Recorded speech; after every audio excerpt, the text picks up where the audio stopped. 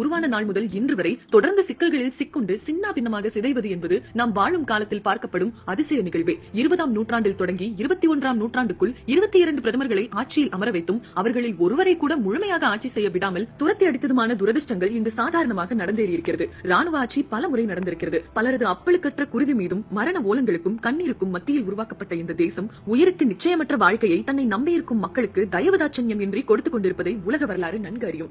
சுமைகளின் தேசத்தை உங்கள் சிந்தனைக்கு கொண்டு வர மலைகளும் குன்றுகளும் இந்த தேசத்தில் திரும்பிய இடமெங்கும் காணலாம். வறட்சியான மணல் இந்த தேசமெங்கும் காற்றில் பரவி இருக்கும். பசுமையை சிறிதும் வறட்சியை நிறையவும் இங்கே பார்க்க இயலும். இந்த பகுதியில் பல தொன்மையான நாகரிகங்கள் தழைத்துள்ளன. அவற்றுள் புதிய கற்காலத்தின் மெகர்கரும் வெண்கல காலத்து சிந்துவெளி நாகரிகமும் குறிப்பிடத்தக்கன. இந்த தேசத்தை தூய்மையான நிலம் என்று அழைக்கின்றார்கள். தூய்மையான நிலம் என்னும் தமிழ் மொழிபெயர்ப்புக்கு இணையான உருது மொழி சொல் பாகிஸ்தான் என்பதாகும். ஆம், நாம் இந்த பருவத்தில் பாகிஸ்தானை குறித்தும் அங்கு சுதந்திர காலம் முதல் இன்று வரை மக்கள் சுமக்கும் தூரங்களை குறித்தும் தான் கேட்க இருக்கின்றோம். வாருங்கள் கேட்போம். அறியாத தகவல்களை தெரிந்து இன்புறுவோம்.